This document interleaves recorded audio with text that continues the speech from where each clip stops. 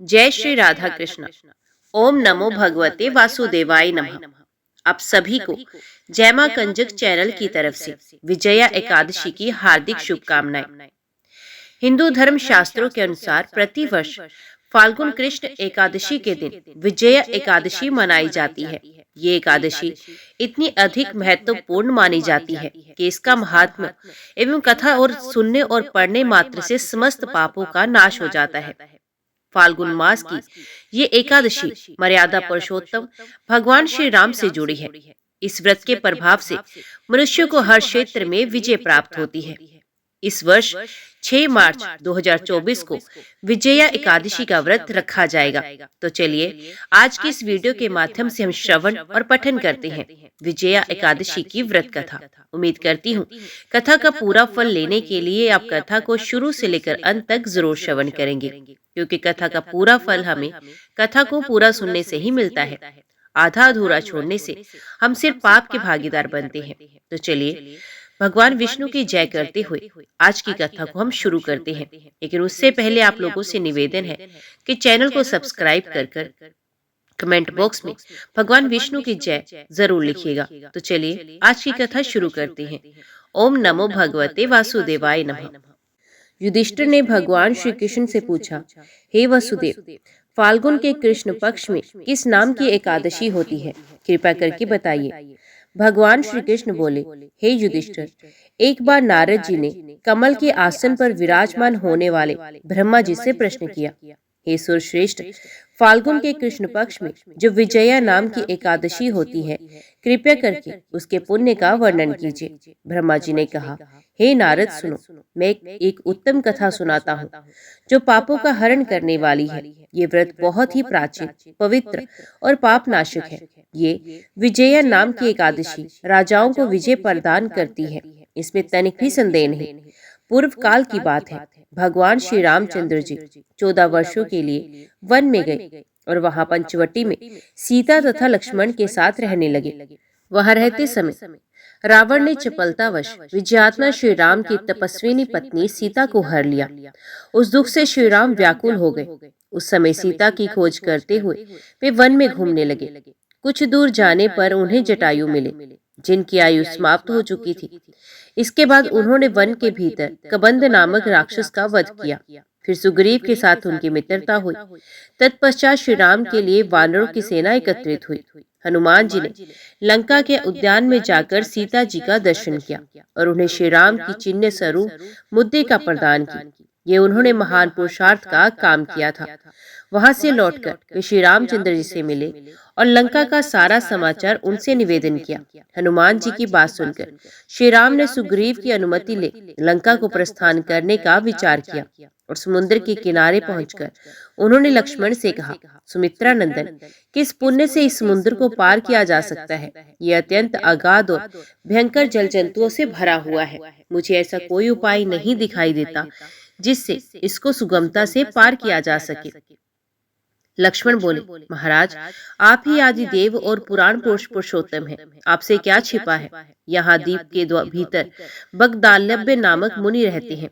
यहाँ से आधे योजन की दूरी पर उनका आश्रम है। रघुनंदन, उन प्राचीन मुनीश्वर के पास जाकर उन्हीं से इसका उपाय पूछिए। लक्ष्मण की ये अत्यंत सुंदर बात सुनकर श्री रामचंद्र जी महामुनि से मिलने के लिए गए। वहां पहुंचकर उन्होंने मस्तक झुकाकर मुनि को प्रणाम किया। मुनि उनको देखते ही पहचान गए कि ये पुराण पुरुषोत्तम श्री राम है, जो किसी कारणवश मानव शरीर में अवतीर्ण हुए हैं। उनके आने से महर्षि को बड़ी प्रसन्नता हुई। उन्होंने पूछा, श्री राम, आपका यहाँ आगमन कैसे हुआ? श्री राम बोले, हे ब्राह्मण, आपकी कृपा से राक्षसों सहित लंका को जीतने के लिए सेना के साथ समुद्र के किनारे आया हूँ। मुने, अब जिस प्रकार समुद्र पार किया जा सके वे उपाय बताएं, मुझ पर कृपा कीजिए। बकदालभ्य ने कहा, श्री राम, फाल्गुन के कृष्ण पक्ष में जो विजया नाम की एकादशी होती है, उसका व्रत करने से आपकी विजय होगी। निश्चय ही आप अपनी वानर सेना के साथ समुद्र को पार कर लेंगे। राजन, अब इस व्रत की फलदायक विधि सुनिए। दशमी का दिन आने पर कलश स्थापित करें। वे सोने, चांदी, तांबे अथवा मिट्टी का भी हो सकता है। उस कलश को जल से भरकर उसमें पल्लव डाल दें। उसके ऊपर भगवान नारायण के स्वर्ण में विग्रह की स्थापना करें। फिर एकादशी के दिन प्रातः काल स्नान करें। कलश को पुण्य स्थिरता पूर्वक स्थापित करें। माला, चंदन, सुपारी तथा नारियल आदि के द्वारा विशेष रूप से उसका पूजन करें। कलश के ऊपर सप्त धान्य और जौ रखें। गंध, धूप, दीप और भांति भांति के नैवेद्य से पूजन करें। कलश के सामने बैठकर वे सारा दिन उत्तम कथा वार्ता आदि के द्वारा व्यतीत करें तथा रात में भी वहां जागरण करें। अखंड व्रत की सिद्धि के लिए घी का दीपक जलाएं। फिर द्वादशी के दिन सूर्य उदय होने पर उस कलश को किसी जलाशय के समीप नदी, झरने या पोखरे के तट ले जाकर स्थापित करें। उसकी विधिवत पूजा करके देव प्रतिमा से उस कलश को वेद वेत्ता ब्राह्मण के लिए दान कर दे। महाराज, कलश के साथ ही और बड़े बड़े दान देने चाहिए। श्री राम, आप अपने युद्धपतियों के साथ इसी विधि से प्रयत्न पूर्वक विजया का व्रत कीजिए, इससे आपकी विजय होगी। ब्रह्मा जी कहते हैं, हे नारद, ये सुनकर श्री रामचंद्र जी ने मुनि के कथनानुसार उस समय विजया एकादशी का व्रत किया। उस व्रत के करने से श्री रामचंद्र जी विजयी हुए। उन्होंने संग्राम में रावण को मारा, लंका पर विजय पाई और सीता को प्राप्त किया।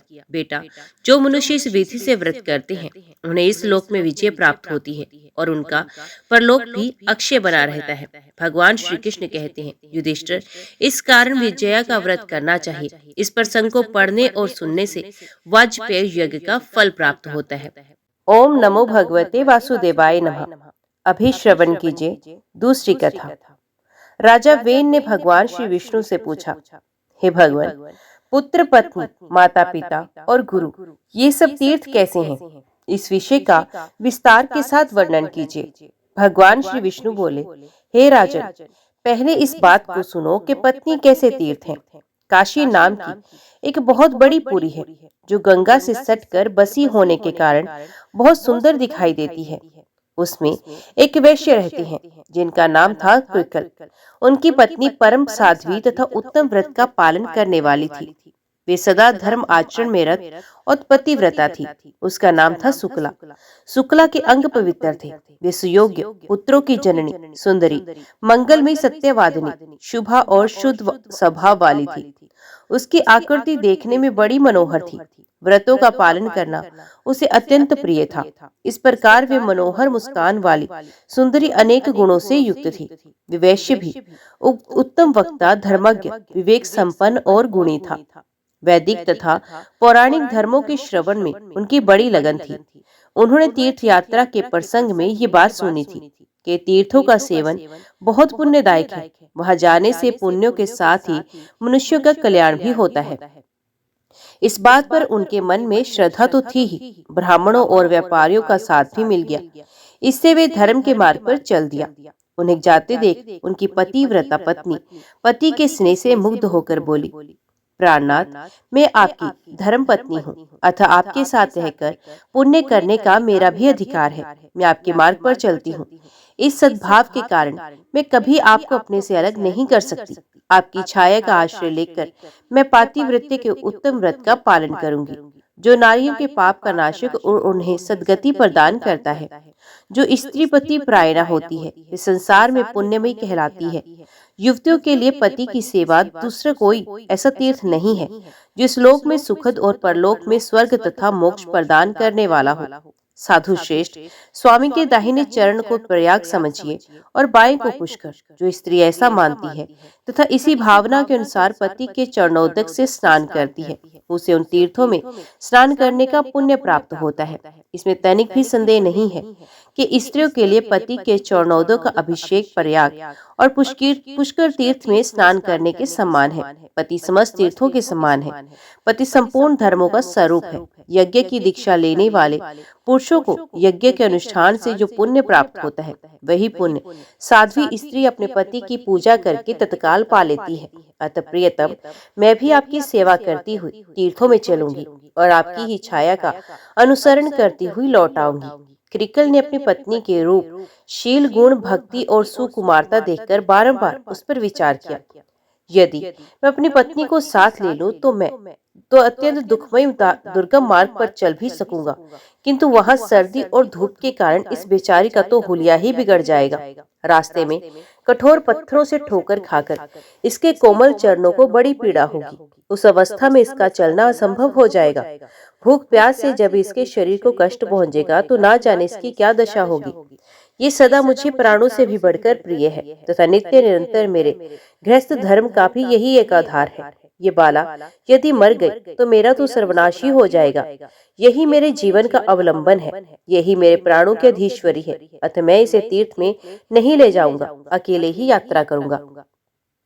ये सोचकर उन्होंने अपनी पत्नी से कहा, मैं तेरा कभी त्याग नहीं करूंगा। पता दिए बिना ही वे चुपके से साथियों के साथ चले गए। महाभाग कृकल बड़े पुण्यात्मा थे। उनके चले जाने पर सुंदरी सुकुला देवराधन की बेला में पुण्य में प्रभात के समय जब सोकर उठी तब उसने स्वामी को घर में नहीं देखा। तो फिर वे हड़बड़ाकर उठ बैठी और अत्यंत शोक से पीड़ित होकर रोने लगी। वे बाला अपने पति के साथियों के पास जाकर पूछने लगी, महाभागर, आप लोग मेरे बंधु हैं। मेरे प्राणनाथ कृकल मुझे छोड़कर कहीं चले गए हैं। यदि आपने उन्हें देखा हो तो बताइए। जिन महात्माओं ने मेरे पुण्य आत्मा स्वामी को देखा हो वे मुझे बताने की कृपा करें। उसकी बात सुनकर जानकर लोगों ने उससे परम बुद्धिमान कृकल के विषय में इस प्रकार कहा, शुभे, तुम्हारे स्वामी कृकल धार्मिक यात्रा के प्रसंग से तीर्थ सेवन के लिए गए हैं। तुम शोक क्यों करती हो? भद्रे, वे बड़े बड़े तीर्थों की यात्रा पूरी करके फिर लौटेंगे। राजन, विश्वासी पुरुषों के द्वारा इस प्रकार विश्वास दिलाए जाने पर सकुला पुण्य अपने घर लौट आई और करुण स्वर से फूट फूट कर रोने लगी। वे पति प्रायणा नारी थी। उसने ये निश्चय कर लिया कि जब तक मेरे स्वामी लौटकर नहीं आएंगे तब तक मैं भूमि पर चटाई बिछाकर सोऊंगी। घी, तेल और दूध दही नहीं खाऊंगी। पान और नमक का भी त्याग करूंगी। गुड़ आदि मीठी वस्तुओं को भी त्याग दूंगी। जब तक मेरे स्वामी का पुण्य यहाँ आगमन नहीं होगा तब तक एक समय भोजन करूंगी अथवा उपवास करके ही रह जाऊंगी। इस प्रकार नियम लेकर सकुला बड़े दुख से दिन बताने लगी। उसने एक वेणी धारण करना आरंभ किया। एक ही अंगिया से वे अपने शरीर को ढकने लगी। उसका वेश मलिन हो गया। वे एक ही मलिन वस्त्र धारण करके रहती और अत्यंत दुखित हो लंबी सांस खींचती थी और हाहाकार करती थी। वीरा अग्नि से दग्ध होने के कारण उसका शरीर काला पड़ गया, उस पर मैल जम गया। इस तरह दुख में आचार का पालन करने से वे अत्यंत दुबली हो गई। निरंतर पति के लिए व्याकुल रहने लगी। दिन रात रोती रहती थी। रात को उसे कभी नींद नहीं आती थी और न ही भूख लगती थी। शुक्ला की ये अवस्था देख उसकी सहेलियों ने आकर पूछा, सखी शुक्ला, तुम इस समय रो क्यों रही हो? सुमुखी, हमें अपने दुख का कारण बताओ। शुक्ला बोली, सखियों, मेरे धर्मपरायण स्वामी मुझे छोड़कर धर्म कमाने गए हैं। मैं निर्दोष, साध्वी, सदाचार परायणा और पतिव्रता हूँ। फिर भी मेरे प्राणधार मेरा त्याग करके तीर्थ यात्रा कर रहे हैं। इसी से मैं दुखी हूँ। उनके वियोग से मुझे बड़ी पीड़ा हो रही है। सखी, प्राण त्याग देना अच्छा है, किंतु प्राणाधार स्वामी का त्यागना कदापि अच्छा नहीं है। प्रतिदिन का ये दारुण वियोग अब मुझसे नहीं सहा जाता। सखियों, यही मेरे दुख का कारण है। नित्य के वीरे से ही मैं कष्ट पा रही हूँ। सखियों ने कहा, बहन, तुम्हारे पति तीर्थ यात्रा के लिए गए हैं। यात्रा पूरी होने पर वे घर लौट आएंगे। तुम व्यर्थ ही शोक कर रही हो, वृथा ही अपने शरीर को सुखा रही हो तथा अकारण ही भोगों का परित्याग कर रही हो। अरे मौज से खाओ पियो, क्यों कष्ट उठाती हो? कौन किसका स्वामी, कौन किसके पुत्र और कौन किसके सगे संबंधी? संसार में कोई किसी का नहीं, किसी के साथ किसी का कोई संबंध नहीं। बाले, खाना पीना और मौज उड़ाना यही संसार का फल है। मनुष्य के मर जाने पर कौन इस फल का उपभोग करता है और कौन उसे देखने आता है? शुक्ला बोली, सखियों, तुम लोगों ने जो बात कही है वे वेदों को मान्य नहीं है। जो नारी अपने स्वामी से पृथक होकर सदा अकेली रहती है उसे पापिनी समझा जाता है। श्रेष्ठ पुरुष उसका आदर नहीं करते। वेदों में सदा यही बात देखी गई है कि पति के साथ नारी का संबंध पुण्य के संसर्ग से ही होता है और किसी कारण से नहीं। अतः उसे सदा पति के साथ ही रहना चाहिए। शास्त्रों का वचन है कि पति ही सदा नारियों के लिए तीर्थ है। इसलिए स्त्री को उचित है कि वे सच्चे भाव से पति सेवा में प्रवृत्त होकर प्रतिदिन मन, वाणी, शरीर और क्रिया द्वारा पति का ही आवाहन करे और सदा पति का ही पूजन करे। पति स्त्री का दक्षिण अंग है। उसका वाम पार्श्व ही पत्नी के लिए महान तीर्थ है। गृहस्थ नारी पति के वाम भाग में बैठकर जो दान, पुण्य और यज्ञ करती है उसका बहुत बड़ा फल बताया गया है। काशी की गंगा, पुष्कर तीर्थ, द्वारकापुरी, उज्जैन तथा केदार नाम से प्रसिद्ध महादेव जी के तीर्थ में स्नान करने से भी वैसा फल नहीं मिल सकता। यदि स्त्री अपने पति को साथ लिए बिना ही कोई यज्ञ करती है तो उसे उसका फल नहीं मिलता। पतिव्रता स्त्री उत्तम सुख, पुत्र का सौभाग्य, स्नान, दान, वस्त्र, आभूषण, सौभाग्य, रूप, तेज, फल, यश, कीर्ति और उत्तम गुण प्राप्त करती है। पति की प्रसन्नता से उसे सब कुछ मिल जाता है, इसमें तनिक भी संदेह नहीं है। जो स्त्री पति के रहते हुए उसकी सेवा को छोड़कर दूसरे किसी धर्म का अनुष्ठान करती है, उसका वे कार्य निष्फल होता है तथा लोक में वे व्यभिचारिणी कही जाती है। नारियों का यौवन, रूप और जन्म सब कुछ पति के लिए होते हैं। इस भूमंडल में नारी की प्रत्येक वस्तु उसके पति की आवश्यकता पूर्ति का ही साधन है। जब स्त्री पतिहीन हो जाती है तब उसे भूतल पर सुख, रूप, यश, कीर्ति और पुत्र कहाँ मिलते हैं।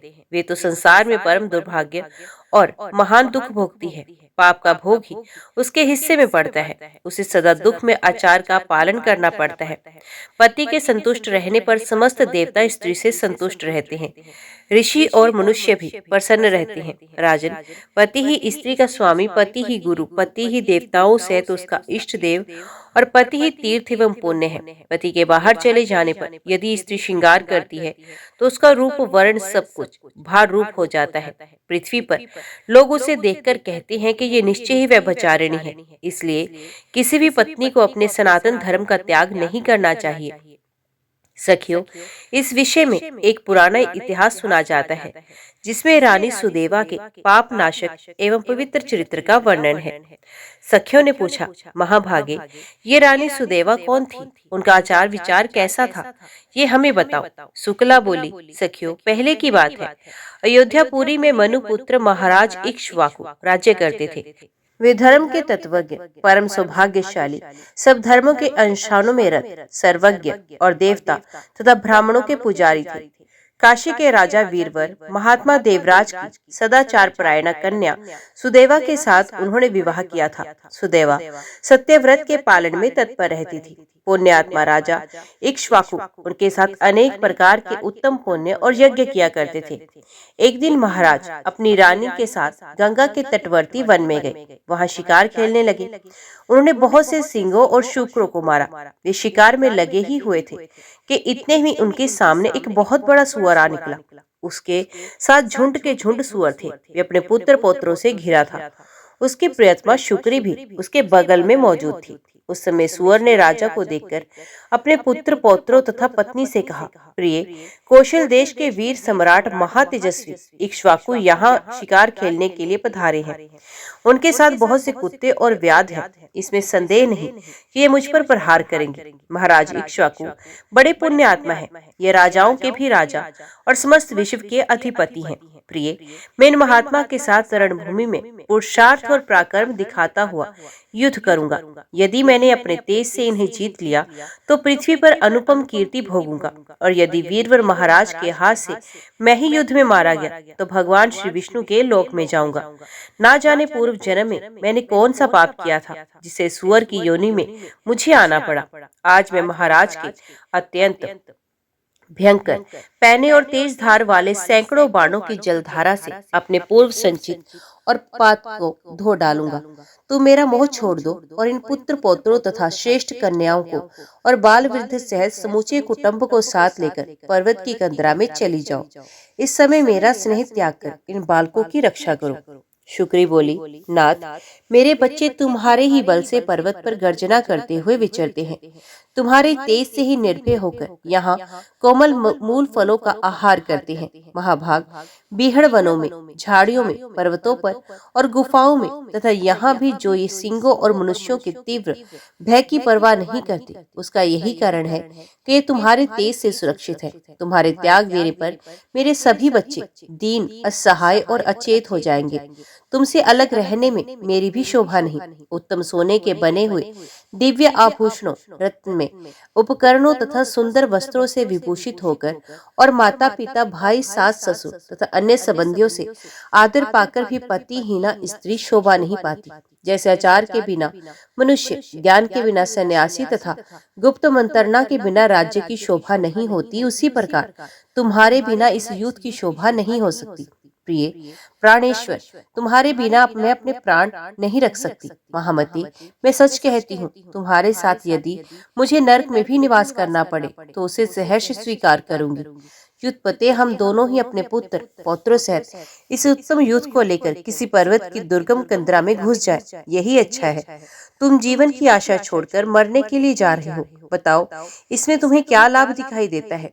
सुअर बोला, प्रिय, तुम वीरों के उत्तम धर्म को नहीं जानती। सुनो, मैं इस विषय में तुम्हें यही बताता हूँ कि यदि योद्धा शत्रु के प्रार्थना करने पर या ललकारने पर भी काम, लोभ, भय अथवा मोह के कारण उसे युद्ध का अवसर नहीं देता, वे 1000 युगों तक कुंभीपाक नामक नरक में निवास करता है।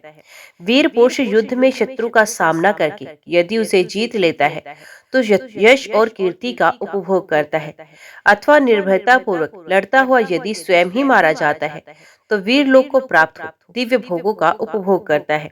प्रिय, 20,000 वर्षों तक वे सुख का अनुभव करता है। मनुपुत्र राजा इक्ष्वाकु यहाँ पधारे हैं, जो स्वयं बड़े वीर हैं। ये मुझसे युद्ध चाहें तो मुझे अवश्य ही इन्हें युद्ध का अवसर देना चाहिए। शुभे, महाराज युद्ध की अतिथि होकर आए हैं और अतिथि सनातन श्री विष्णु का स्वरूप होता है, अतः युद्ध रूप से इनका सत्कार करना मेरा आवश्यक कर्तव्य है। शुक्री बोली, प्राणनाथ, यदि आप महात्मा राजा को युद्ध का अवसर प्रदान करेंगे तो मैं भी आपके साथ रहकर आपका पराक्रम देखूंगी। यूं कहकर शुक्री ने तुरंत अपने प्यारे पुत्रों को बुलाया और कहा, बच्चों, मेरी बात सुनो। युद्ध भूमि में सनातन विष्णु रूप अतिथि पधारे हैं। उनके सत्कार के लिए मेरे स्वामी जाएंगे। इनके साथ मुझे भी वहां जाना चाहिए। तुम्हारी रक्षा करने वाले प्राणनाथ जब तक यहाँ उपस्थित हैं, तभी तक तुम दूर की पर्वत की किसी दुर्गम गुफा में चले जाओ। पुत्रों, मनुपुत्र इक्ष्वाकु बड़े बलवान और दुर्दमयी राजा हैं। ये हम लोगों के लिए काल स्वरूप हैं, सबका संहार कर डालेंगे, अतः तुम दूर भाग जाओ। पुत्रों ने कहा, जो माता पिता को संकट में छोड़कर जाता है वे पाप आत्मा है। उसे महारौद्र एवं अत्यंत घोर नरक में गिरना पड़ता है। ये उसके लिए अनिवार्य गति है। जो निर्दयी अपनी माता के पवित्र दूध को पीकर परिपुष्ट होता है और माँ बाप को विपत्ति में छोड़कर चल देता है, वे कीड़ों और दुर्गंध से परिपूर्ण नरक में पड़कर सदा पीप का भोजन करता है। इसलिए माँ, हम लोग पिताजी को और तुम्हें छोड़कर नहीं जाएंगे। ऐसा निश्चय करके समस्त शूकर मोर्चा बांधकर खड़े हो गए। वे सभी बल और तेज से संपन्न थे। उधर अयोध्या के वीर महाराज मनु कुमार इक्ष्वाकु अपनी सुंदरी भार्या तथा चतुरंगणी सेना के साथ आखेट के लिए चले गए। उनके आगे आगे व्याध, कुत्ते और तेज चलने वाले वीर योद्धा थे। वे लोग उस स्थान के समीप गए जहां बलवान शुक्र अपनी पत्नी के साथ मौजूद था। छोटे बड़े बहुत से सुअर सब ओर से उसकी रक्षा कर रहे थे। गंगा के किनारे मेरु पर्वत की तराई में पहुंचकर महाराज इक्ष्वाकु ने व्याधों से कहा, बड़े बड़े वीर योद्धाओं को शुक्र का सामना करने के लिए भेजो। इस प्रकार महाराज की आज्ञा से भेजे हुए बलवान, तेजस्वी तथा पराक्रमी योद्धा हाका डालते हुए दौड़े और वायु के समान वेग से चलकर तत्काल शुक्र के पास जा पहुंचे। वंचारी व्याध अपने तीखे बाणों तथा चमचमाते हुए नाना प्रकार के अस्त्र शस्त्रों से वीरों का बाना बांधकर खड़े हुए और उस वरहा को बींधने लगे। ये देख वे युद्धपति वरहा अपने सैकड़ों पुत्र पौत्र तथा बांधवों के साथ युद्ध के मैदान में आ धमका और शत्रुओं पर टूट पड़ा। वे बड़े वेग से उनका संहार करने लगा। व्याध उसकी पैनी दाड़ों से घायल होकर सुमर भूमि पर गिरने लगे। तदंतर शुक्रों और व्याधों में भयानक संग्राम आरंभ हुआ। वे क्रोध से लाल आंखें किए एक दूसरे को मारने लगे। व्याधों ने बहुतेरे शुक्रों को और शुक्रों ने अनेक व्याधों को मार गिराया। वहां की जमीन खून से रंग गई। कितने ही सुअर मर खप गए, कितने घायल हुए और कितने ही भाग भागकर बीहड़ स्थानों, झाड़ियों, कंदराओं और अपनी अपनी मांदों में जा घुसे। यही दशा व्याधों की भी हुई। कितने ही मर गए, कितने ही सूरों की पैनी दाड़ों के आघात से कट गए और कितने ही टुकड़े टुकड़े होकर प्राण त्याग कर स्वर्गलोक को चले गए। केवल वे बलभामिनी वराह अपनी पत्नी तथा 5-7 पुत्र पौत्रों के साथ युद्ध की इच्छा से मैदान में डटा रहा। उस समय शुक्री ने उससे कहा, नाथ, मुझे और इन बालकों को साथ लेकर अब यहाँ से चलिए। शुक्र ने कहा, महाभागे, 2 सिंगों के बीच में सूअर पानी पी सकता है, किंतु 2 सूअरों के बीच में सिंह नहीं पी सकता। सूअर जाति में ऐसा उत्तम बल देखा जाता है। यदि मैं संग्राम में पीठ दिखाकर चला जाऊं तो उस बल का नाश ही करूंगा। मेरी जाति की प्रसिद्धि ही नष्ट हो जाएगी। मुझे परम कल्याणदायक धर्म का ज्ञान है। जो योद्धा काम, लोभ अथवा भय से युद्ध तीर्थ का त्याग करके भाग जाता है, वे निस्संदेह पापी है। जो तीखे शास्त्रों का व्यू देखकर प्रसन्न होता है और रण सिंधु में गोता लगाकर तीर्थ के पार पहुंच जाता है, वे अपने आगे की 100 पीढ़ियों का उद्धार कर देता है। अंत में विष्णु धाम को जाता है। जो अस्त्र शस्त्रों से सुसज्जित योद्धा को सामने आते देख प्रसन्नता पूर्वक उसकी ओर बढ़ता है, उसके पुण्य फल का वर्णन सुनो। उसे पग पग पर गंगा स्नान का महान फल प्राप्त होता है। जो काम या लोभवश युद्ध से भागकर घर की ओर चला जाता है, वे अपनी माता के दोष को प्रकाशित करता है और व्यभिचार से उत्पन्न कहलाता है। मैं इस वीर धर्म को जानता हूँ, अतः युद्ध छोड़कर भाग कैसे सकता हूँ। तुम बच्चों को लेकर यहाँ से चली जाओ और सुखपूर्वक जीवन व्यतीत करो। पति की बात सुनकर शुक्री बोली, प्रिय, मैं तुम्हारे स्नेह बंधन में बंधी हूँ। तुमने प्रेम, आदर, हास, परिहास तथा रति, क्रीड़ा आदि के द्वारा मेरे मन को बांध लिया है, अतः मैं पुत्रों के साथ तुम्हारे सामने प्राण त्याग करूंगी। इस तरह बातचीत करके एक दूसरे का हित चाहने वाले दोनों पति पत्नी ने युद्ध का ही निश्चय किया। कौशल सम्राट इक्ष्वाकु ने देखा, वर्षा के समय आकाश में मेघ जिस प्रकार बिजली की चमक के साथ गरजते हैं, उसी तरह अपनी पत्नी के साथ शुक्र भी गर्जना करता हुआ आ रहा है और अपने खुरों के अग्रभाग से मानो महाराज को युद्ध के लिए ललकार रहा है। अपनी दुर्दश सेना को उस दुर्दश बरहा के द्वारा परास्त होते देख राजा इक्ष्वाकु को बड़ा क्रोध हुआ। उन्होंने धनुष और काल के समान भयंकर बाण लेकर अश्व के द्वारा बड़े वेग से शुक्र पर आक्रमण किया। उन्हें आते देख सुअर भी आगे बढ़ा। वे घोड़े के पैरों के नीचे आ गया। इतने में ही राजा ने उसे अपने तीखे बाण का निशाना बनाया। सुअर घायल होकर बड़े वेग से उछला और घोड़े सहित उन राजा को लांग गया। उसने अपनी दाढ़ों से मारकर घोड़े के पैरों में घाव कर दिया। उससे उसको बड़ी पीड़ा हो रही थी, उसे चला नहीं जाता था। अंत गवा वे पृथ्वी पर गिर पड़ा। तब राजा एक छोटे से रथ पर सवार हो गया। युद्धपति सुअर अपनी जाति के स्वभाव अनुसार रणभूमि में भयंकर गर्जना कर रहा था। इतने में ही कौशल सम्राट ने उसके ऊपर गदा से प्रहार किया। गदा का आघात पाकर उसने शरीर त्याग दिया और भगवान श्री विष्णु के श्रेष्ठ धाम में प्रवेश किया। इस प्रकार महाराज इक्ष्वाकु के साथ युद्ध करके वे शुक्रराज हवा के वेग से उखड़कर गिरे हुए वृक्ष की भांति पृथ्वी पर गिर पड़ा। उस समय देवता उसके ऊपर फूलों की वर्षा कर रहे थे। तदंतर वे समस्त शूर, क्रूर और भयंकर व्याध हाथों में पाश लिए उस शुक्र की ओर चले। शुक्री अपने 4 बच्चों को घेर कर खड़ी थी। उस महासमर में कुटुंब सहित अपने पति को मरा देख वे शोक से मोहित होकर पुत्रों से बोली, बच्चों, जब तक मैं यहाँ खड़ी हूँ तब तक शीघ्र गति से अन्यंतर भाग जाओ।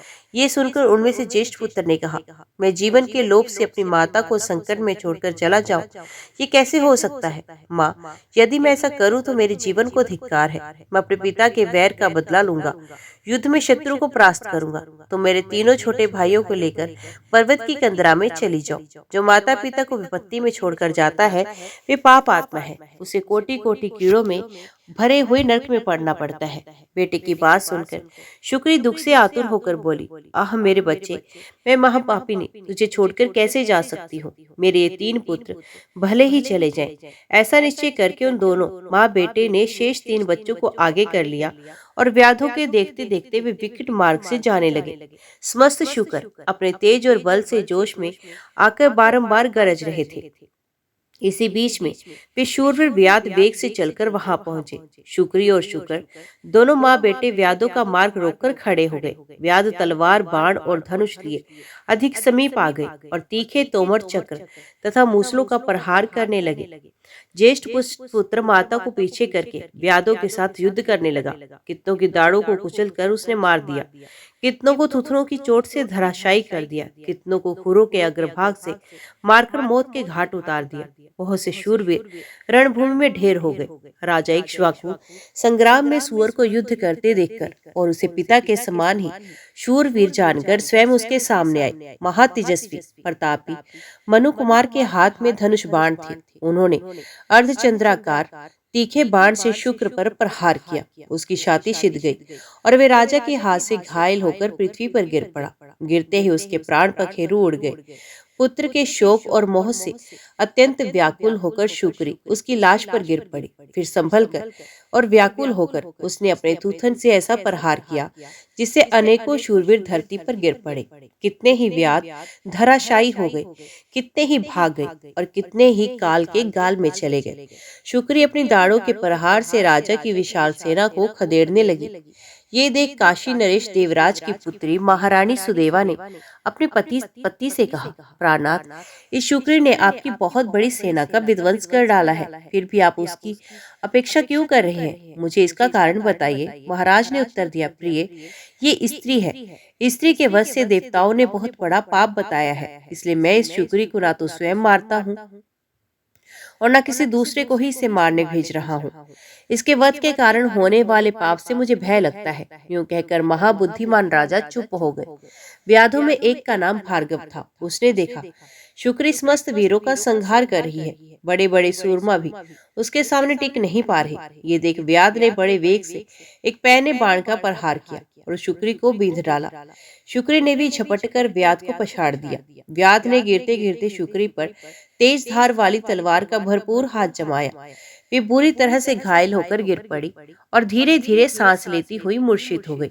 रानी सुदेवा ने उस पुत्र वत्सला शुक्री को जब धरती पर गिरकर बेहोश होते और ऊपर को श्वास लेते देखा तो उनका हृदय करुणा से भर आया। वे उस दुखनी के पास गई और ठंडे जल से उसका मुंह धोया, फिर समस्त शरीर पर पानी डाला। इससे शुक्री को कुछ होश आया। उसने रानी को पवित्र एवं शीतल जल से अपने शरीर का अभिषेक करते देख मनुष्यों की बोली में बोली, देवी, तुमने मेरा अभिषेक किया है, इसलिए तुम्हारा कल्याण हो। तुम्हारे दर्शन और स्पर्श से आज मेरी पाप राशि नष्ट हो गई है। पशु के मुख से ये अद्भुत वचन सुनकर रानी सुदेवा को बड़ा आश्चर्य हुआ। वे मन ही मन कहने लगी, ये तो आज मैंने विचित्र बात देखी। पशु जाति की ये मादा इतनी स्पष्ट, सुंदर स्वर और व्यंजन से युक्त तथा उत्तम संस्कृत बोल रही है। महाभाग सुदेवा इस घटना से हर्षमगन होकर अपने पति से बोली, राजन, इधर देखिए, ये अपूर्व जीव और पशु जाति की स्त्री होकर भी मानव की भांति उत्तम संस्कृत बोल रही है। इसके बाद रानी ने शुक्री से उसका परिचय पूछा। भद्रे, तुम कौन हो? तुम्हारा बर्ताव तो बड़ा विचित्र दिखाई देता है। तुम पशु योनि की स्त्री होकर भी मनुष्यों की तरह बोलती हो।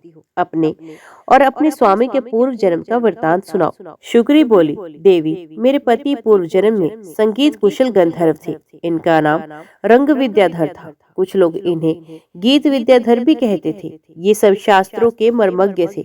एक समय की बात है, महातेजस्वी मुनि श्रेष्ठ पुलसत्य जी मनोहर कंदराओं और झरनों से सुशोभित गिरिवर मेरु पर निष्कपट भाव से तपस्या कर रहे थे।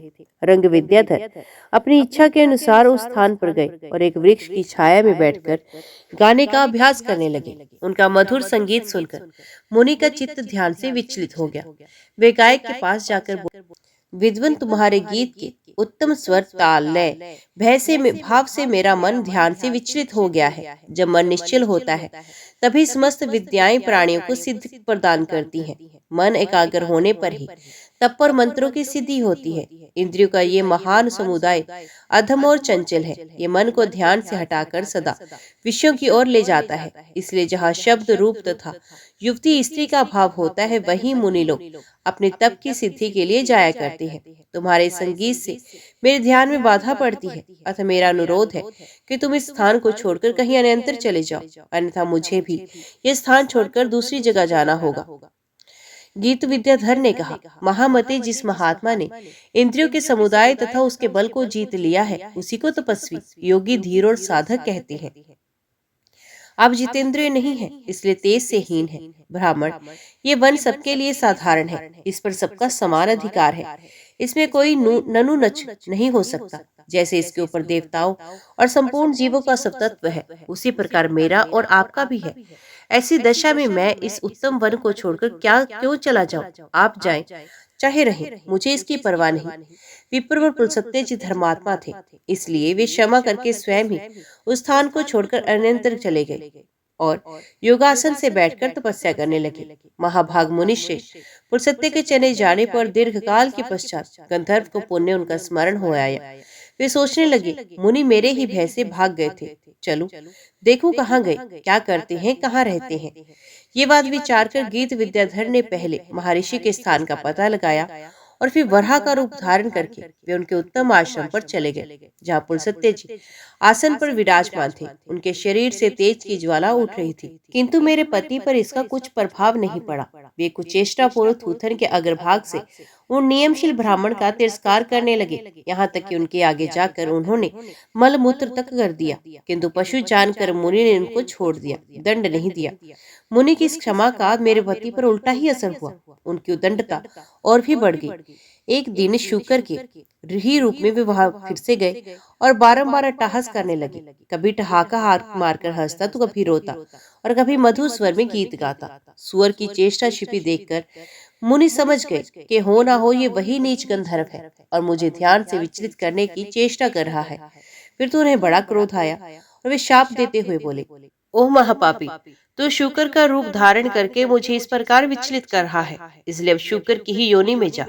देवी, यही मेरे पति के शुक्र योनि में पड़ने का वृत्तांत है। ये सब मैंने तुम्हें कह सुनाया, अब अपना भी हाल बताती हूँ, वो सुनो। पूर्व जन्म में मुझ पापिनी ने भी घोर पातक किया है। शुक्री बोली, कलिंग नाम से प्रसिद्ध एक सुंदर देश है, वहाँ श्रीपुर नाम का एक नगर था। उसमें वसुदत्त नाम के एक ब्राह्मण निवास करते थे। वे सदा सत्य धर्म में तत्पर, वेद वेता, ज्ञानी, तेजस्वी, गुणवान और धन धान्य से भरे पूरे थे। अनेक पुत्र पौत्र उनके घर की शोभा बढ़ाते थे। मैं वसुदत्त की पुत्री थी और मेरे भी कई भाई बहन और स्वजन तथा बांधव थे। परम बुद्धिमान पिता ने मेरा नाम सुदेवा रखा। मैं अप्रतिम सुंदरी थी। संसार में दूसरी कोई स्त्री ऐसी नहीं थी जो रूप में मेरी समानता कर सके। रूप के साथ ही चढ़ती जवानी पाकर मैं गर्व से उन्मत्त हो उठी। मेरी मुस्कान बड़ी मनोहर थी। बचपन के बाद जब मुझे हाव भाव से युक्त यौवन प्राप्त हुआ, तब मेरा भरा पूरा रूप देखकर मेरी माता को बड़ा दुख हुआ। वे पिता से बोली, महाभाग, अब कन्या का विवाह क्यों नहीं कर देते? अब ये जवान हो चुकी है, इसे किसी योग्य वर को सौंप दीजिए। वसुदत्त ने कहा, कल्याणी सुनो, मैं उसी वर के साथ इसका विवाह करूंगा जो विवाह के पश्चात मेरे ही घर पर निवास करे, क्योंकि सुदेवा मुझे प्राणों से भी बढ़कर प्यारी है। मैं इसे आंखों से ओझल नहीं करना चाहता। तदंतर एक दिन संपूर्ण विद्याओं में विशारद एक कौशिक गोत्री ब्राह्मण भिक्षा के लिए मेरे द्वार पर आए। उन्होंने वेदों का पूरा अध्ययन किया था। वे बड़े अच्छे स्वर से वेद मंत्रों का उच्चारण करते थे। उन्हें आया देख मेरे पिता ने पूछा, आप कौन हैं? आपका नाम, कुल, गोत्र और आचार क्या है, ये बताइए। पिता की बात सुनकर ब्राह्मण कुमार ने उत्तर दिया, कौशिक वंश में मेरा जन्म हुआ। मैं वेद वेदांगों का पारंगत विद्वान हूँ। मेरा नाम शिव शर्मा है। मेरे माता पिता अभी संसार में नहीं है। शिव शर्मा ने जब इस प्रकार अपना परिचय दिया, तब मेरे पिता ने शुभ लगन में उनके साथ मेरा विवाह कर दिया। अब उनके साथ ही मैं पिता के घर पर रहने लगी, परंतु मैं माता पिता के धन के घमंड से अपनी विवेक शक्ति खो बैठी थी। मुझ पापी ने कभी भी अपने स्वामी की सेवा नहीं की। मैं सदा उन्हें क्रूर दृष्टि से ही देखा करती थी। कुछ व्यभिचारिणी स्त्रियों का साथ हो गया, अतः संग दोष से मेरे मन में भी वैसा ही नीच भाव आ गया था। मैं जहाँ तहाँ स्वच्छंदता पूर्वक घूमती फिरती और माता पिता, पति तथा भाइयों के हित की परवाह नहीं करती थी। शिव शर्मा का शील और उनकी साधुता सबको ज्ञात थी, अतः माता पिता आदि सब लोग मेरे पाप से दुखी रहते थे। मेरा दुष्कर्म देख पति देव उस घर को छोड़कर चले गए। उनके जाने से पिताजी को बड़ी चिंता हुई। उन्हें दुख से व्याकुल देख माता ने पूछा, नाथ, आप चिंतित क्यों हो रहे हैं? वसुदत्त ने कहा, प्रिय सुनो, दामाद ने मेरी पुत्री को त्याग दिया। सुदेवा पापचारिणी है और वे पंडित तथा बुद्धिमान था।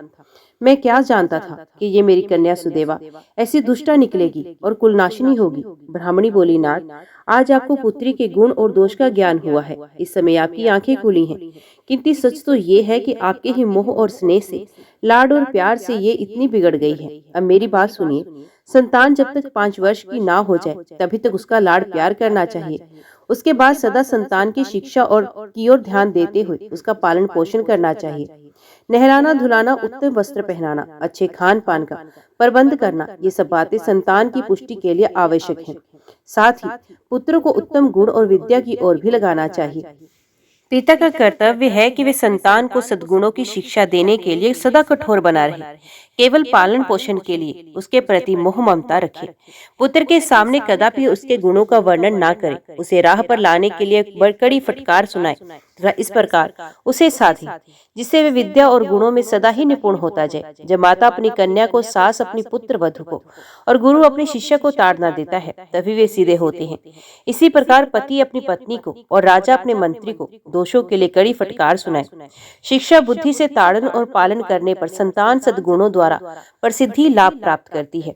शिव शर्मा उत्तम ब्राह्मण थे, उनके साथ रहने पर भी इस कन्या को अपने घर में निरंकुश स्वच्छंद बना रखा था। इसी से ये ऐसी हो गई और इसके नष्ट कारण सब कुछ नष्ट हो गया। पुत्री अपने पिता के घर में रहकर जो पाप करती है, उसका फल माता पिता को भी भोगना पड़ता है। इसलिए समृद्ध पुत्री को अपने घर में ही रखना चाहिए, जिससे उसका विवाह किया जाए। उसी के घर में उसका पालन पोषण होना चाहिए। वहां रहकर वे भक्ति पूर्वक जो उत्तम गुण सीखती है और पति की सेवा करती है, उससे कुल की कीर्ति बढ़ती है और पिता भी सुख पूर्वक जीवन व्यतीत करता है। ससुराल में रहकर यदि वे पाप करती है तो उसका फल पति को भोगना पड़ता है। वहाँ सदाचार पूर्वक रहने से वे सदा पुत्र पौत्रों के साथ वृद्धि को प्राप्त होती है। प्राणनाथ पुत्री के उत्तम गुणों से पिता की कीर्ति बढ़ती है, इसलिए दामाद के साथ भी कन्या को अपने घर नहीं रखना चाहिए। इस विषय में एक पौराणिक इतिहास सुना जाता है, जो 28वें द्वापर के आने पर संघटित होने वाला है। यदुकुल श्रेष्ठ वीर पर उग्रसेन के यहाँ जो घटना घटित होने वाली है, उसी का मैं भूतकाल के रूप में वर्णन करती हूँ। माथुर प्रदेश में मथुरा नाम की नगरी है। वहाँ उग्रसेन नाम वाले यदुवंशी राजा राज्य करते थे। वे शत्रु विजय, संपूर्ण धर्मों के तत्वज्ञ, बलवान, दाता और सद्गुणों से जानकार थे। मेधावी राजा उग्रसेन धर्मपूर्व राज्य का संचालन और प्रजा का पालन करते थे। उन्हीं दिनों परम पवित्र विदर्भ देश में सत्यकेतु नाम से प्रसिद्ध एक प्रतापी राजा थे। उनकी एक पुत्री थी जिसका नाम पद्मावती था। वे सत्य धर्म में तत्पर तथा स्त्री समुचित गुणों से युक्त होने के कारण दूसरी लक्ष्मी के समान प्रतीत होती थी। मथुरा के राजा उग्रसेन ने उस मनोहर नेत्रों वाली पद्मावती से विवाह किया। उसके स्नेह और प्रेम से मथुरा नरेश मुग्ध हो गए। पद्मावती को वे प्राणों से समान प्यार करने लगे। उसे साथ लिए बिना भोजन तक नहीं करते थे। उसके साथ क्रीड़ा विलास में ही राजा का समय बीतने लगा। पद्मावती के बिना उन्हें एक क्षण भी चैन नहीं पड़ता था। इस प्रकार उस दंपत्ति में परस्पर बड़ा प्रेम था। कुछ काल के पश्चात विदर्भ नरेश सत्यकेतु ने अपनी पुत्री पद्मावती को स्मरण किया। उसकी माता उसे ना देखने के कारण बहुत दुखी थी। उन्होंने मथुरा नरेश उग्रसेन के पास अपने दूत भेजे। दूतों ने वहां जाकर आदर पूर्वक राजा से कहा, महाराज, विदर्भ नरेश सत्यकेतु ने अपनी कुशल कहलवाई है और आपका कुशल समाचार वे पूछ रहे हैं। यदि उनका प्रेम और स्नेहपूर्ण अनुरोध आपको स्वीकार हो तो राजकुमारी पद्मावती को उनके यहाँ भेजने की व्यवस्था कीजिए। वे अपनी पुत्री को देखना चाहते हैं। नरश्रेष्ठ उग्रसेन ने जब दूतों के मुंह से ये बात सुनी तो प्रीति, स्नेह और उदारता के कारण अपनी प्रिय पत्नी पद्मावती को विदर्भ राज के यहाँ भेज दिया। पति के भेजने पर पद्मावती बड़े हर्ष के साथ अपने मायके गई। वहां पहुंचकर उसने पिता के चरणों में प्रणाम किया। उसके आने से महाराज सत्यकेतु को बड़ी प्रसन्नता हुई। पद्मावती वहां अपनी सखियों के साथ निशंक होकर घूमने लगी। पहले की ही भांति घर, वन, तालाब और चौबारों में विचरण करने लगी। यहाँ आकर वे पुण्य बालिका बन गई। उसके बर्ताव में लाज या संकोच का भाव नहीं रहा। एक दिन की बात है, पद्मावती अपनी सखियों के साथ एक सुंदर पर्वत पर सैर करने गई। उसके तराई में एक रमणीय वन दिखाई दिया जो केलों के उद्यान से शोभा पा रहा था। पहाड़ पर भी फूलों की बहार थी। राजकुमारी ने देखा, एक और ऐसा रमणीय पर्वत, दूसरी ओर मनोहर वनस्थली और बीच में स्वच्छ जल से भरा सर्वतोभद्र नामक तालाब है। बालोचित चपलता, नारी स्वभाव और खेल कूद की रुचि, इन सब का प्रभाव उसके ऊपर पड़ा। वे सहेलियों के साथ तालाब में उतर पड़ी और हंसती गाती हुई जल क्रीड़ा करने लगी। इसी समय कुबेर का सेवक गोभिल नामक दैत्य दिव्य विमान पर बैठकर आकाश मार्ग से कहीं जा रहा था। तालाब के ऊपर आने पर उसकी दृष्टि विशाल नेत्रों वाली विदर्भ राजकुमारी पद्मावती पर पड़ी, जो निर्भय होकर स्नान कर रही थी। गोभिल की ज्ञान शक्ति बहुत बड़ी हुई थी। उसने निश्चित रूप से जान लिया कि ये विदर्भ नरेश की कन्या और महाराज उग्रसेन की प्यारी पत्नी है, परंतु ये तो पतिव्रता होने के कारण आत्म बल से सुरक्षित है। पुरुषों के लिए इसे प्राप्त करना कठिन है। उग्रसेन महामूर्ख है जो उसने ऐसी सुंदरी पत्नी को मायके भेज दिया है। आह, ये पतिव्रता नारी पराये पुरुष के लिए दुर्लभ है। इधर इधर कामदेव मुझे अत्यंत पीड़ा दे रहे हैं। मैं किस प्रकार इसके निकट जाऊं और कैसे इसका उपभोग करूं? इसी उधेड़ बुन में पड़े पड़े उसने अपने लिए एक उपाय निकाला। गोभिल ने महाराज उग्रसेन का माया में रूप धारण किया। वे ज्यों का त्यों उग्रसेन बन गया। वही अंग, वही उपांग, वैसे ही वस्त्र, वैसी तरह का भेष और वही अवस्था। पूर्ण रूप से उग्रसेन सा होकर वे पर्वत के शिखर पर उतरा और एक अशोक वृक्ष की छाया में शिला के ऊपर बैठकर उसने मधुर स्वर से संगीत छेड़ दिया। वे गीत संपूर्ण विश्व को मोहित करने वाला था। ताल, लय और उत्तम स्वर से युक्त उस मधुर गान को सखियों के मध्य बैठी हुई सुंदरी पद्मावती ने भी सुना। वे सोचने लगी, कौन गायक ये गीत गा रहा है? राजकुमारी के मन में उसे देखने की उत्कंठा हुई। उसने सखियों के साथ जाकर देखा। अशोक की छाया में उज्जवल शिलाखंड के ऊपर बैठा हुआ कोई पुरुष गा रहा है। वे महाराज उग्रसेन सा ही जान पड़ता है। वास्तव में तो वे राजा के वेश में एक नीच दानव गोभिल था। पद्मावती विचार करने लगी, मेरे धर्मपरायण स्वामी मथुरा नरेश अपना राज्य छोड़कर इतनी दूर कबूर कैसे आ गए? वे इस प्रकार सोच ही रही थी कि उस पापी ने स्वयं ही पुकारा, प्रिय आओ आओ देवी, तुम्हारे बिना मैं जी नहीं सकता। सुंदरी, तुमसे अलग रहकर मेरे लिए इस प्रिय जीवन का भार वहन करना भी असंभव है। तुम्हारे स्नेह ने मुझे मोह लिया है, अतः मैं तुम्हें छोड़कर कहीं नहीं रह सकता। पति रूपधारी दैत्य के ऐसा कहने पर पद्मावती कुछ लज्जित सी होकर उसके सामने गई। वे पद्मावती का हाथ पकड़कर उसे एकांत में ले गया और वहां अपनी इच्छा के अनुसार उसका उपभोग किया। महाराज उग्रसेन के गुप्तांग में कुछ खास निशानी थी जो उस पुरुष में दिखाई नहीं दी। इसे सुंदरी पद्मावती के मन में उसके प्रति संदेह उत्पन्न हुआ। राजकुमारी ने अपने वस्त्र संभाल कर पहन लिए, किंतु उसके हृदय में इस घटना से बड़ा दुख हुआ। वे क्रोध में भरकर नीच दानव गोभिल से बोले, ओ नीच, जल्दी बता तू कौन है? तेरा आकार दानव जैसा है, तू पापाचारी और निर्दयी है। ये कहते कहते आत्म गलानी के कारण उसकी आंखें भर आई।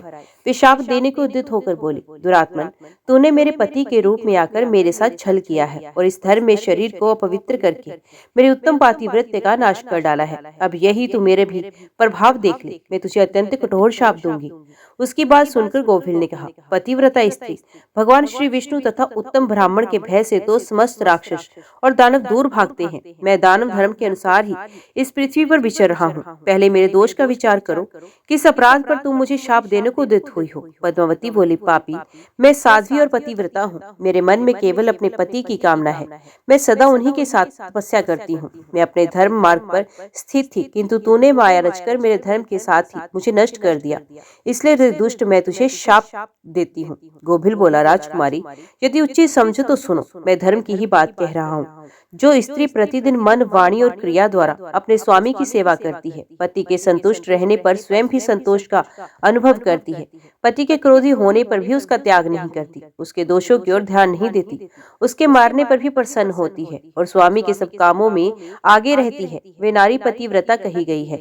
यदि स्त्री इस लोक में अपना कल्याण करना चाहती है तो वे पतित, रोगी, अंगहीन, कोड़ी सब धर्मों से रहित तथा पापी पति का भी परित्याग ना करे।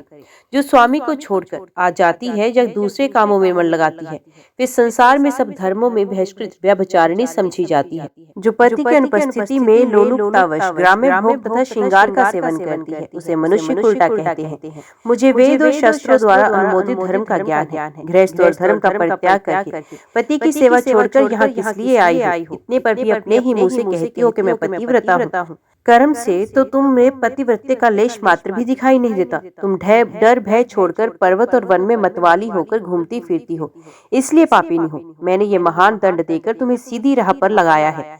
अब कभी तुमसे ये दुष्टता नहीं हो सकती। बताओ तो, पति को छोड़कर किस लिए यहाँ आई हो? ये श्रृंगार, ये आभूषण तथा ये मनोहर वेश धारण करके क्यों खड़ी हो? पापिनी, बोलो ना, किस लिए और किसके लिए ये सब किया है? कहाँ है तुम्हारा पातिव्रत्य? दिखाओ तो मेरे सामने। व्यभिचारी स्त्रियों के समान बर्ताव करने वाली नारी, तुम इस समय अपने पति से 400 कोस दूर हो। कहाँ है? तुम्हें पति को देवता मानने का भाव, दुष्टा कहीं की। तुम्हें लाज नहीं आती, अपने बर्ताव पर घृणा नहीं होती। तुम क्या मेरे सामने बोलती हो? कहाँ है तुम्हारी तपस्या का प्रभाव? कहाँ है तुम्हारा तेज और बल? आज ही मुझे अपना बल, वीर्य और पराक्रम दिखाओ। पद्मावती बोली, अरे ओ नीचासुर, सुन, पिता ने स्नेहवश मुझे पति के घर से बुलाया, इसमें कहाँ पाप है? मैं काम, लोभ, मोह तथा डाह के वश पति को छोड़कर नहीं आई हूँ। मैं यहाँ भी पति का चिंतन करती रहती हूँ। तुमने भी छल से मेरे पति का रूप धारण करके ही मुझे धोखा दिया है। गोभिल ने कहा, पद्मावती, मेरी युक्ति युक्त बात सुनो। अंधे मनुष्य को कुछ दिखाई नहीं देता। तुम धर्म रूपी नेत्र से हीन हो, फिर कैसे मुझे यहाँ पहचान पाती? जिस समय तुम्हारे मन में पिता के घर आने का भाव उदय हुआ, उसी समय तुम पति की भावना छोड़कर उनके ध्यान से मुक्त हो गई। पति का निरंतर चिंतन ही सत्यों के ज्ञान का तत्व है। जब वही नष्ट हो गया, अब तुम्हारे हृदय की आंख ही फूट गई। तब ज्ञान नेत्र से हीन होने पर तुम मुझे कैसे पहचानती? ब्राह्मणी कहती है, प्राणनाथ। गोविल की बात सुनकर राजकुमारी पद्मावती धरती पर बैठ गई। उसके हृदय में बड़ा दुख हो रहा था। गोविल ने फिर कहा, शुभे, मैंने तुम्हारे उदर से जो अपने वीर्य की स्थापना की है, उससे तीनों लोगों को त्रास पहुंचाने वाला पुत्र उत्पन्न होगा। यूं कहकर वे दानव चला गया। गोविल बड़ा दुराचारी और पापात्मा था। उसके चले जाने पर पद्मावती महान दुख से अभिभूत होकर रोने लगी।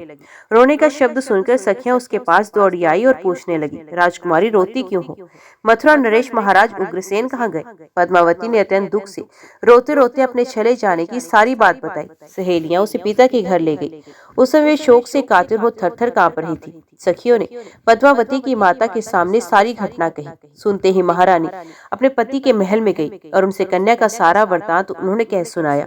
उसे सुनकर महाराज सत्यकेतु को बड़ा दुख हुआ। उन्होंने सवारी और वस्त्र आदि देकर कुछ लोगों के साथ पुत्री को मथुरा में उसके पति के घर भेज दिया। धर्मात्मा राजा उग्रसेन पद्मावती को आई देख बहुत प्रसन्न हुए। वे रानी से बार बार कहने लगे, सुंदरी, मैं तुम्हारे बिना जीवन धारण नहीं कर सकता। प्रिय, तुम अपने गुणशील, भक्ति, सत्य और पातिव्रत्य आदि सद्गुणों से मुझे अत्यंत प्रिय लगती हो। अपनी प्यारी भार्या पद्मावती से यूं कहकर नरश्रेष्ठ महाराज उग्रसेन उसके साथ विहार करने लगे।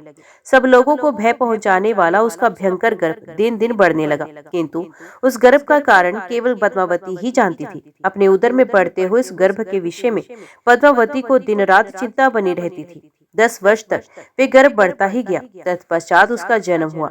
वही महान तेजस्वी और महाबली कंस था, जिसके भय से तीनों लोकों के निवासी थर्रा उठे थे तथा जो भगवान श्री कृष्ण के हाथ से मारा जाकर मोक्ष को प्राप्त हुआ।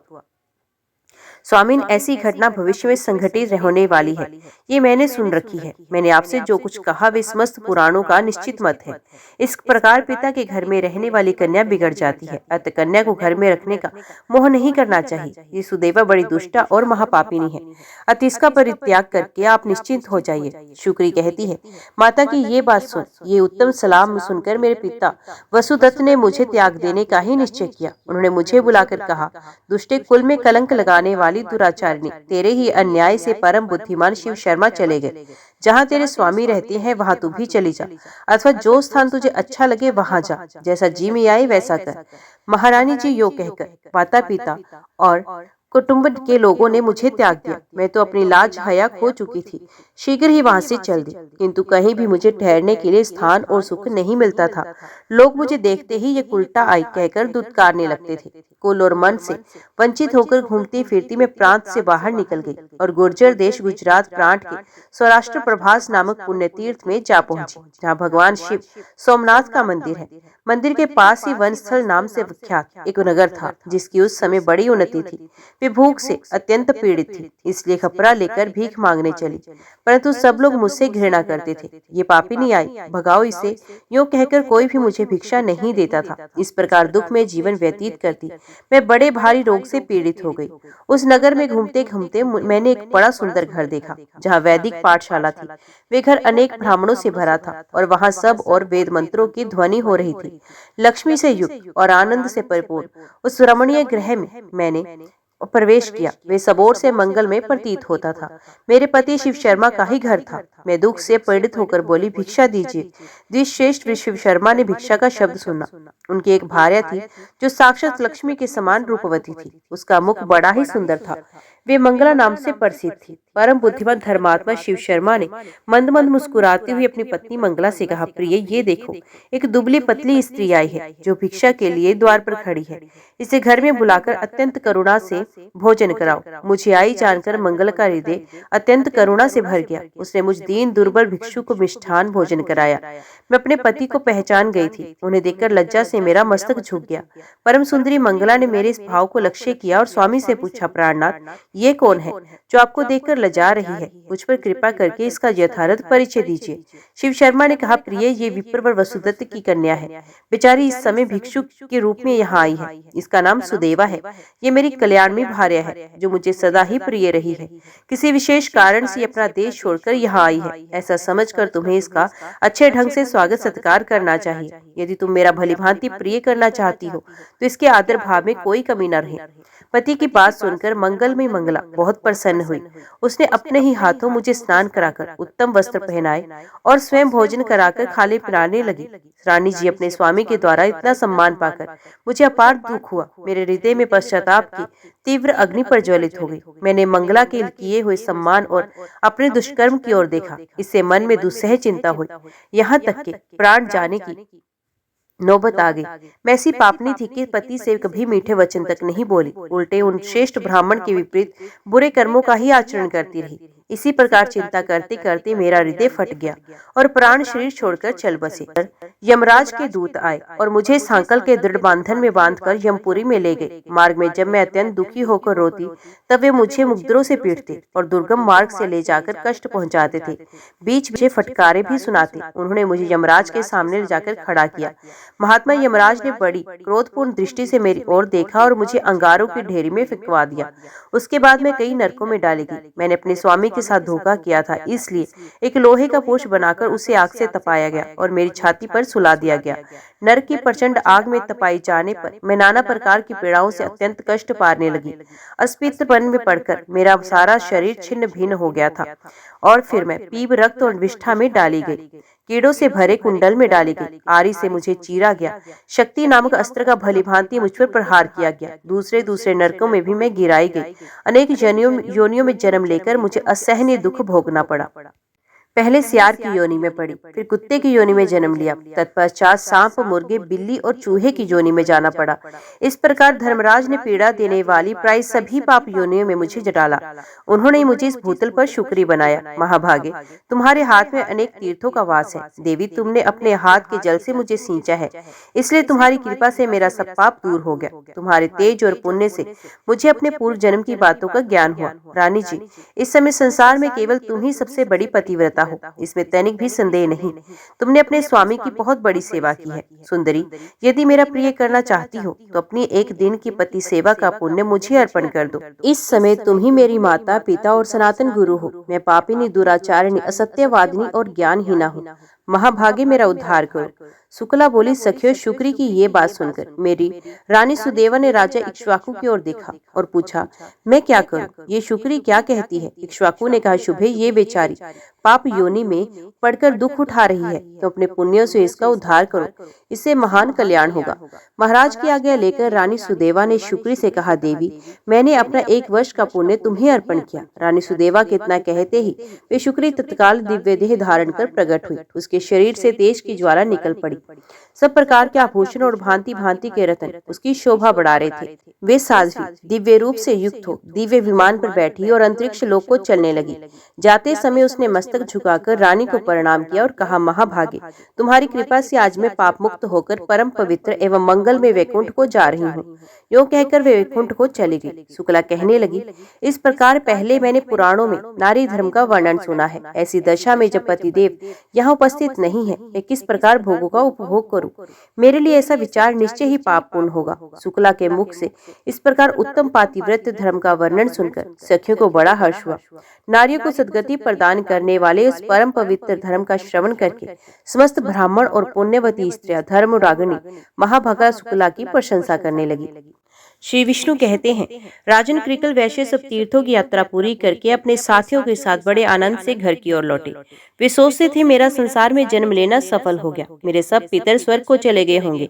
वे इस प्रकार विचार कर ही रहे थे कि एक दिव्य रूपधारी विशालकाय पुरुष उनके सामने उनके पिता पितामहों को प्रत्यक्ष रूप से बांधकर सामने प्रकट हुआ और बोला, वैश्य, तुम्हारा पुण्य उत्तम नहीं है, तुम्हें तीर्थ यात्रा का फल नहीं मिला, तुमने व्यर्थ ही इतना परिश्रम किया। ये सुनकर क्रिकल वैश्य दुख से पीड़ित हुआ। उन्होंने पूछा, आप कौन हैं जो ऐसी बातें कह रहे हैं? मेरे पिता पितामह क्यों बांधे गए हैं? मुझे तीर्थ का फल क्यों नहीं मिला? धर्म ने कहा, जो धार्मिक आचार और उत्तम व्रत का पालन करने वाली, श्रेष्ठ गुणों से विभूषित, पुण्य से अनुराग रखने वाली तथा पुण्य में पतिव्रता पत्नी को अकेली छोड़कर धर्म करने के लिए बाहर जाता है, उसका किया हुआ सारा धर्म व्यर्थ हो जाता है।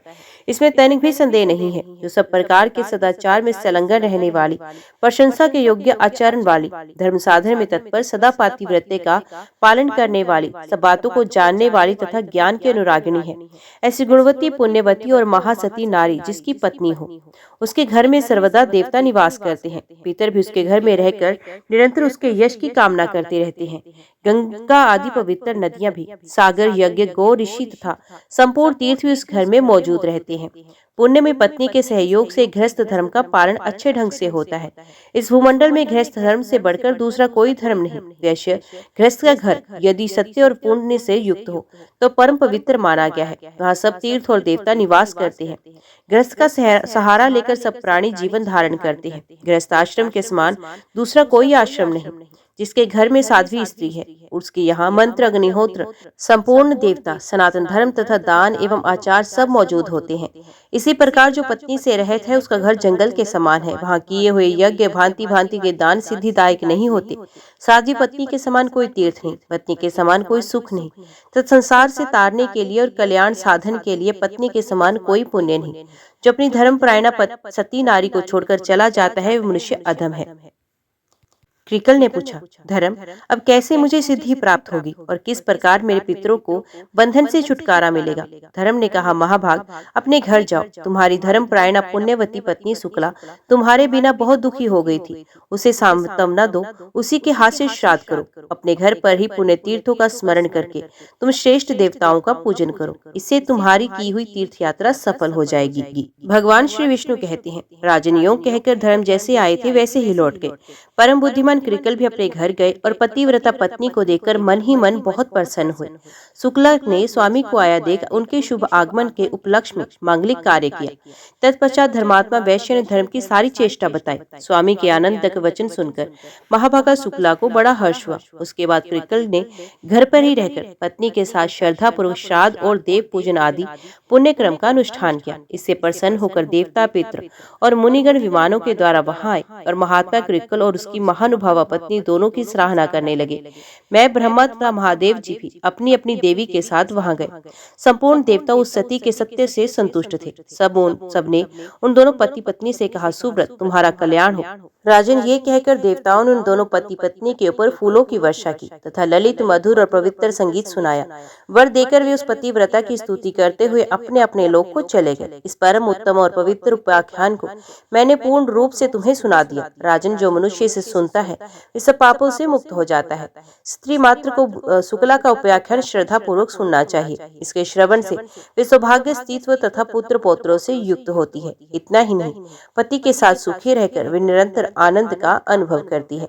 जय श्री राधे कृष्ण। ओम नमो भगवते वासुदेवाय नमः। आज की वीडियो में इतना ही। उम्मीद करती हूँ वीडियो आपको पसंद आई होगी। वीडियो पसंद आई हो तो वीडियो को लाइक और चैनल को सब्सक्राइब जरूर कीजिएगा। जय श्री हरि लिखकर कमेंट बॉक्स में अपनी हाजिरी और अपने सुझाव देना ना भूलेगा। तो मिलते हैं अगली कथा अगली वीडियो के साथ। तब तक के लिए देखते व सुनते रहिए। जय मां कंजक, जय माता दी।